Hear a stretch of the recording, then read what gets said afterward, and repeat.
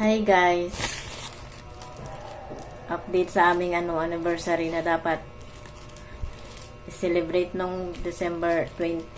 Tagal no? Tagal mag-update. Hindi kami guys hindi ako nakabili ng mga ipangluluto at hindi rin nakaluto. Kasi sinaman ko yung pamangkin ko, pina-check niya yung anak niya. Doon pa sa sa Quezon City. Pina-check niya. Apo ko. Anak niya, apo ko. So, yun. Hapon na kami nakauwi, kaya walang handa, walang ganap. Yung asawa ko is bumili na lang ng cake. Yung cake, meron pa nga dito. Yung kalahati, dinala ko doon sa pamangkin ko doon sa Borland. Kasi hindi rin naman namin maubos. Akala ko nga hindi na bumili yung asawa ko. Bumili pa rin. Tapos, yung ganap namin nung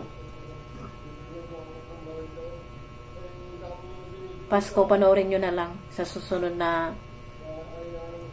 ng clip nito.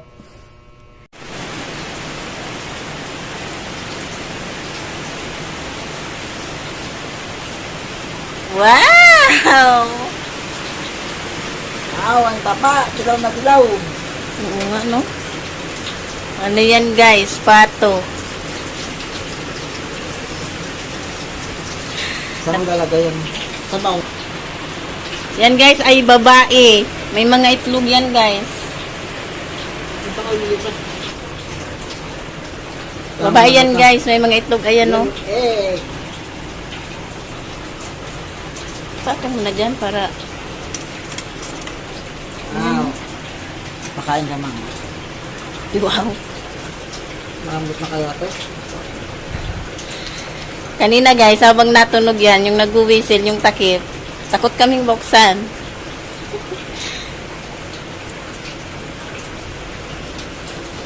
Takot kaming buksan. Takot naming buksan kasi baka mamaya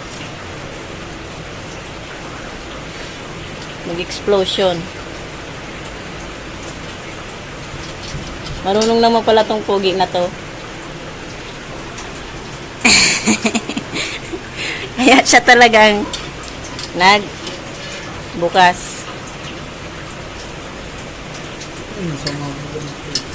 Ha? Ay, oo nga. Dito sa kabila. Wala na. That's all. Grabe, parang mantika to. Paikot ka naman doon. Nagluluto na siya, guys.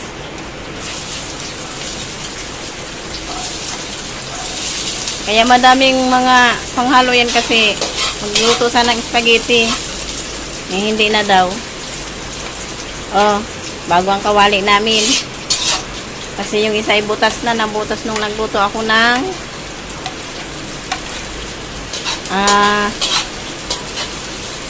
gagawing lumpia. Yung giniling nabutas. Kaya bumili ng kawali. Ay, ng kawali.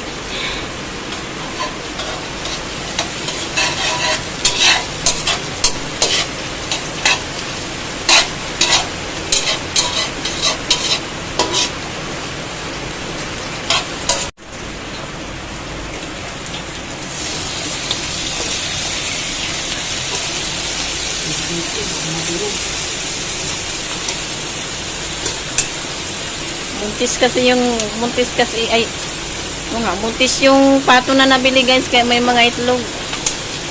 Ayun po.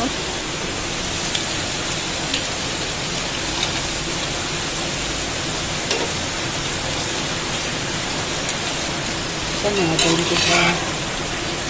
Ayun yung maliliit. Ayan o, yung durugo. Ay, ito.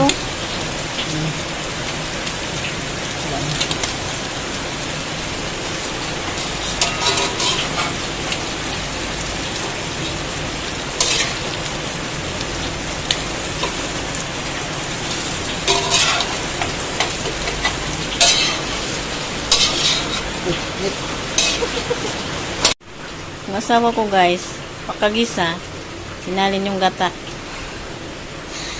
Nandun na siya sa kwarto matutulog kasi panggabi yun. So, ako na mag-continue dito. Patuyuin ko lang yan. Unang gata naman yan, guys. Patuyuin ko tapos maglagay na lang ako ng toyo ng suka. Tapos ilagay ko yung pangalawang gata. Ayan. Ubus na yung itlog, kinain niya na.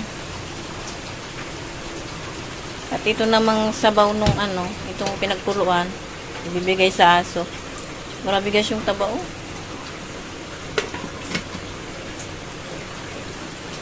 Ayan. Ayan guys, nilagyan ko na yan ng toyo at suka. Tapos natuyo na din siya. Ayun yung yun. Yung red tide yan. Tinabi ko muna kasi nadudurog. So, ilalagay ko na yung pangalawang gata. Nilagay ko na guys yung pangalawang gata. Wala sana ng aking asawa. Sabi niya matabang, nilagdangan ko ng asin. Alat. Tapos papatuyuin ko lang yung gata. Ano? Good.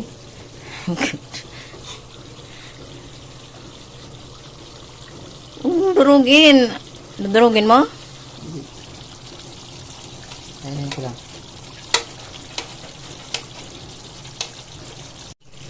May ano pala yan guys, may paminta.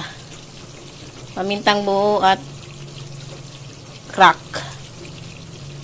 Hindi ko na nilagyan ng powder. At nilagyan din yan ng siling labuyo. Tsaka siling green.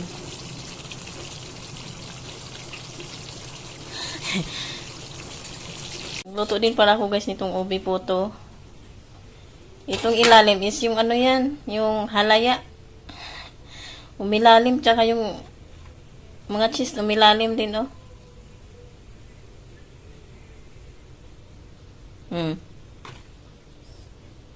Kala mo hindi luto, pero yung yan, halaya, umilalim. Yung iba niyan is nandoon sa sa lanera ko nilagay kasi, ay naku. Matagal uminit. Ay, may naulan kasi sa labas ako nagluto. Ayan. Yung isdaan namin. Oo, mamaya. Pagkatapos ko nito. Asa na yung may dito?